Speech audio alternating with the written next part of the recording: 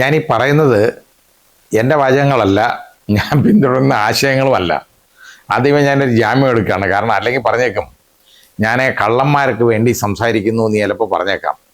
ഇത് എന്നെ ഇരുത്തി ചിന്തിപ്പിച്ച ഒരു കാര്യമാണ്. അതുകൊണ്ട് മാത്രം ഞാനിത് പറയുന്നതാണ്. ഈ കള്ളന്മാർ എന്ന വിഷയത്തെക്കുറിച്ച് ഒരു ഉപന്യാസം എഴുതാനായിട്ട് ഒരു 8ാം ക്ലാസ്സിലെ വിദ്യാർത്ഥികളോട് ആവശ്യപ്പെട്ടു. അപ്പോൾ അതിലൊരു വിദ്യാർത്ഥി എഴുതിയ ഒരു ഉത്തരമാണ്, ആ ഒരു ഉപന്യാസമാണ് കള്ളന്മാരെന്നുള്ള സബ്ജക്റ്റിനെ കുറിച്ച് എഴുതിയത്.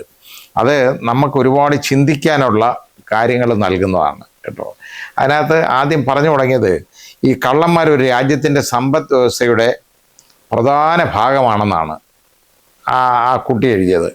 അത് തൊഴിൽ നൽകുന്നതും രാജ്യത്തിൻ്റെ വികസനത്തിന് സംഭാവന നൽകുന്നതിലും കള്ളന്മാരുടെ കോൺട്രിബ്യൂഷൻ ഒരുപാടുണ്ട്, അവർ പ്രധാന പങ്ക് വഹിക്കുന്നു എന്ന് ആ വിദ്യാർത്ഥി കണ്ടെത്തുന്നു.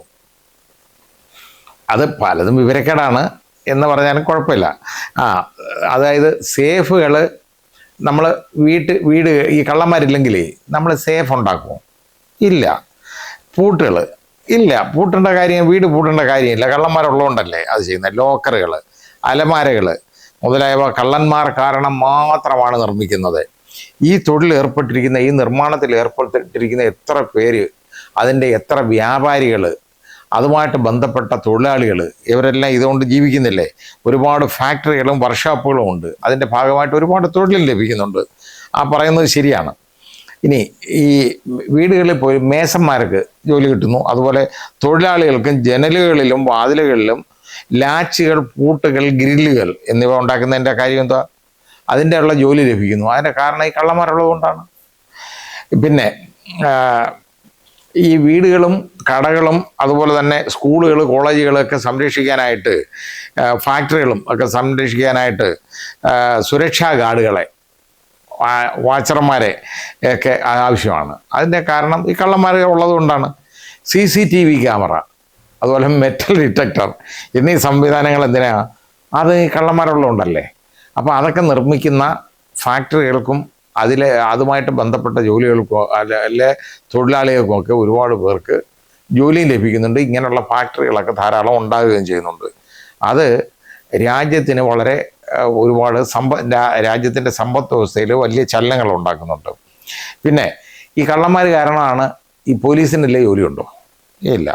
പോലീസ് ഉദ്യോഗസ്ഥർ, അതുപോലെ ഈ കോടതി ജീവനക്കാർ, ജഡ്ജിമാർ, അഭിഭാഷകർ ഇവർക്കൊക്കെ ജോലി എങ്ങനെയാണ് ഉണ്ടാകുന്നത്? കള്ളന്മാരുള്ളതുകൊണ്ടാണ്. ഇല്ലെങ്കിൽ ഇവർക്ക് ജോലിയുണ്ടോ? വളരെ കുറവല്ലേ. കള്ളന്മാരെന്ന് പറയുന്നത് ഇതും വെറും മോഷണം, സാധാ മോഷ്ടിക്കുന്ന, കോഴിയെ മോട്ടിക്കുന്ന കള്ളനല്ല.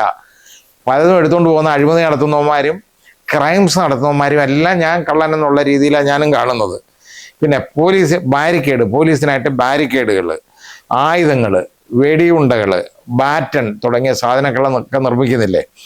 അതുപോലെ മോട്ടോർ സൈക്കിള്, ഇതൊക്കെ പോലീസിന് ഇവന്മാർ അതായത് ലോ എബൈഡിങ് സിറ്റിസൺസ് ഇല്ലാത്തത് കൊണ്ടല്ലേ ഇത് വേണ്ടി വരുന്നത്. അല്ലെങ്കിൽ ഇതിനൊക്കെ ഇങ്ങനെ പണം മുടക്കേണ്ടതായിട്ട് ഉണ്ടോ? അതാണ് നമ്മൾ കാണേണ്ട ഒരു കാര്യം. അതും സമ്പദ് വ്യവസ്ഥയ്ക്ക് വളരെയേറെ ഊർജം നൽകുന്ന ഒരു കാര്യമാണെന്ന്. പിന്നെ കള്ളന്മാരുള്ളത് കൊണ്ട് ആണ് ജയിലുകളുള്ളത്. ഇല്ലെങ്കിൽ ജയിലുണ്ടാവേണ്ട കാര്യമില്ല. ജയിലുള്ളത് കൊണ്ട് ജയിലർമാർ വേണ്ടി വരുന്നു, അതുപോലെ ജയിൽ വാർഡർമാർ വേണ്ടി വരുന്നു. പിന്നെ ജയിൽ ജീവനക്കാർക്ക് ജോലി ലഭിക്കുന്നു. ഇല്ലെങ്കിൽ ഈ ജയിലില്ലെങ്കിൽ, ഈ കള്ളന്മാരില്ലെങ്കിൽ ജയിലിൻ്റെ കാര്യമുണ്ടോ? ക്രിമിനൽസ് ഇല്ലെങ്കിൽ ജയിലിൻ്റെ കാര്യമുണ്ടോ? ഇല്ല. പിന്നെ ഫോറൻസിക് ഡിപ്പാർട്ട്മെൻ്റ് എന്ന് പറയുന്ന ഒരു വകുപ്പ് തന്നെ ഉണ്ടാവാൻ കാരണം ഈ കള്ളന്മാരാണ്. അല്ലെങ്കിൽ ഇങ്ങനൊരു വകുപ്പ് ഉണ്ടാവും? അതിൽ വിരല അടയാള വിദഗ്ധരുണ്ടാവുമോ? ഇല്ലല്ലോ. അങ്ങനെയൊക്കെ ഉള്ളവർ ഈ മേഖലയിൽ ഒരുപാട് പേര് വരാൻ കാരണം ഈ കള്ളന്മാർ കാരണമാണ്. അതുപോലെ തന്നെ മൃഗങ്ങൾക്കും പല വിധത്തിലും ഉപയോഗമാണെന്ന് ആ കുട്ടി പറയുന്നു. അതിൻ്റെ കാരണം എന്തെന്നറിയോ? പട്ടികളെ വീടുകളിൽ വളർത്തേണ്ടി വരുന്നു. പട്ടി വ്യവസായം തഴച്ചു വളരുകയാണ്. അതിന് ചങ്ങല, ബെൽറ്റ്, ക്ലിപ്പ്, പിന്നെ ഡോഗ് ബിസ്ക്കറ്റ് തുടങ്ങിയ മേഖലകൾ അതിൻ്റെ തഴച്ചു വളരുന്നുണ്ട്. ഇതില്ലെങ്കിൽ പട്ടി കടിക്കുന്നതുകൊണ്ട് ബാൻഡേജ്, സിറിഞ്ച്, കോട്ടൺ, വാക്സിൻ, അതുപോലെ മെഡിസിൻസ്, മരുന്നുകൾ തുടങ്ങിയ ഇതെല്ലാം വേണം. അങ്ങനെ ആ മേഖലയും വളരെ വികസനം അതിന് ഉണ്ടാകുന്നുണ്ട്. പിന്നെ മൊബൈൽ ഫോണുകൾ, ലാപ്ടോപ്പുകൾ, കാറുകൾ, മോട്ടോർ സൈക്കിളുകൾ, ഇലക്ട്രിക്കൽ ഉപകരണങ്ങൾ എന്നിവ ഇതൊക്കെ മോഷ്ടിക്കുന്നുണ്ട്. ഇത് രണ്ടാമത് ആൾക്ക് ആവശ്യ വസ്തുക്കളല്ലേ, വീണ്ടും അവർക്ക് വാങ്ങേണ്ടതായിട്ട് വരുന്നു. അങ്ങനെ വീണ്ടും വീണ്ടും വാങ്ങുമ്പോൾ ബിസിനസ് വർദ്ധിക്കും. അങ്ങനെ ഒരു കാര്യമുണ്ട്. പിന്നെ ഈ മോഷിച്ചുകൊണ്ട് പോകുന്ന സാധനങ്ങളൊക്കെ ഉണ്ടല്ലോ, ഈ കള്ളന്മാർ ഈ ചോരി ബസാർ പോലുള്ള സ്ഥലത്ത് കുറഞ്ഞ വിലയ്ക്ക് വിൽക്കുന്നു. അതൊരു സാമൂഹിക സേവനമാണെന്നാണ് അദ്ദേഹത്തിൻ്റെ കണ്ടുപിടുത്തം. പിന്നെ രാത്രി അകത്തും പുറത്തുമൊക്കെ വീട്ടിനകത്ത് ലൈറ്റ് ഇടുന്നതുകൊണ്ട് KSEBക്ക് വരുമാനം സർക്കാരിനും വർദ്ധിക്കുന്നുണ്ട്. പിന്നെ പ്രശസ്തരും കുപ്രസിദ്ധരുമായ കള്ളന്മാർ പലപ്പോഴും രാഷ്ട്രീയത്തിലേക്ക് പ്രവേശിക്കുന്നു. അവർ അവിടെ പോലും വലിയ മോഷണങ്ങൾ നടത്തുന്നു. പിന്നെ സാധാ കള്ളന്മാർ ജയിലുകളിൽ ഗോതമ്പുട്ട തിന്നുമ്പോൾ രാഷ്ട്രീയ കള്ളന്മാർ 2-3 തവണ ഭരിക്കുകയും കോടികൾ സമ്പാദിക്കുകയും മക്കളെ സമരത്തിനും അടിപിടിക്കും പഠിപ്പ് മുടക്കിനും വിടാതെ വിദേശ രാജ്യങ്ങളിൽ പഠിപ്പിക്കുകയും ചെയ്യുന്നു. അത് ശരിയായ ഒരു കാഴ്ചപ്പാട് തന്നെയാണ്, വ്യത്യാസമൊന്നുമില്ല, സത്യവുമാണ്. പിന്നെ ഈ കള്ളന്മാരുടെ യഥാർത്ഥത്തിൽ മൊത്തത്തിൽ ഒരു രാജ്യത്തിൻ്റെ സമ്പത്ത് വ്യവസ്ഥയ്ക്ക് കള്ളന്മാർ ചെയ്യുന്ന സംഭാവനകൾ ശ്രദ്ധേയമാണ്. ഇതാണ് ആ വിദ്യാർത്ഥി കണ്ടുപിടിച്ച കാര്യം. അതൊന്ന് ആലോചിച്ച് നോക്കിക്കോളൂ. ഇത് വിദ്യാർത്ഥി പറഞ്ഞൊന്നും ആയിരിക്കത്തില്ല, ഇതേതോ മഹാൻ്റെ കുബുദ്ധിയിൽ തിരിഞ്ഞ കാര്യങ്ങളാണ്. പക്ഷേ നമ്മളതിനെക്കുറിച്ചൊന്ന് ചിന്തിക്കുമ്പോൾ അതിൽ പല കാര്യങ്ങളുമുണ്ട്. അതുകൊണ്ടാണ് ഞാനീ പറയുന്നത്. കാരണം ഇവന്മാർ ഈ ക്രിമിനൽസ് ഇല്ലെങ്കിൽ ഒരു നാട്ടിൽ വികസന പ്രക്രിയ ഒരുപാട് കുറയുന്നുണ്ട്. അതാ കാര്യം. കാരണം ഓരോ ജോലി ഉണ്ടാവുന്നതും ഈ കള്ളന്മാരുള്ളതിന് ഈ പറഞ്ഞ കാര്യങ്ങളൊക്കെ വളരെ ശ്രദ്ധിക്കേണ്ട കാര്യമാണ്, ശ്രദ്ധേയമായ കാര്യങ്ങളാണ്. കള്ളന്മാരുണ്ടാവുന്നുണ്ട്. കള്ളന്മാരുണ്ടാവേണ്ടതിൻ്റെ കാരണം എന്താ? ഇങ്ങനെയൊക്കെയുള്ള കാര്യങ്ങൾ നടക്കണമെങ്കിൽ കള്ളന്മാർ വേണം. അതുകൊണ്ടാണ്. അപ്പോൾ യഥാർത്ഥത്തിൽ കള്ളന്മാരെ കൊണ്ട് ഈ നാടിന് ഉപയോഗമുണ്ട് എന്നുള്ളതാണ് ആ വിദ്യാർത്ഥി കണ്ടുപിടിച്ച കാര്യം. ഇതൊരു ക്രിമിനൽ മൈൻഡിൽ തന്നെ തെളിയുന്ന കാര്യങ്ങളാണ്. ഇതൊന്നും ഞാനിങ്ങനെ പറഞ്ഞ് ഇതൊന്നും ശരിയായ കാര്യങ്ങളുമല്ല. കാരണം ഇത് നമുക്ക് ഇങ്ങനെയൊക്കെ ചിന്തിക്കാമെന്നുള്ളേ ഉള്ളൂ. അത് ഒരു വലിയ കുടിയൻ പറഞ്ഞതുപോലെ ഞാൻ ഓർമ്മ വരുന്നത്, ഏതാണ്ട് കോമിക്കോള പോലുള്ള ഏതോ ഒരു പ്രോഗ്രാം ഏതാന്ന് ഞാൻ മറന്നുപോയി. അതായത് വീട്ടിൽ ഒരു കുടിയായ 24 മണിക്കൂർ കുടിച്ച് ഇങ്ങനെ നിൽക്കാൻ വയ്യാത്ത ഒരുത്തൻ ആ ബൈജുവിനെയാണ് അത് കാണിച്ചേക്കുന്നത്. എന്നിട്ട് നിങ്ങളെങ്ങനെ ഈ വരുമാനം ഉണ്ട്? വീട്ടിൽ ചെലവിന് കൊടുക്കുന്നുണ്ട്. അത് കാരണം അവിടെ പിന്നെ ഞാൻ കുപ്പി വിറ്റാ ജീവിക്കുന്നത്. കുപ്പി എങ്ങനെ വിൽക്കുന്നു? ഞാൻ ക്യൂ നിന്ന് കഷ്ടപ്പെട്ട് ഞാൻ പോയി ബിവറേജസ് കോർപ്പറേഷനിൽ നിന്ന് ഒരു കുപ്പി വാങ്ങിക്കും.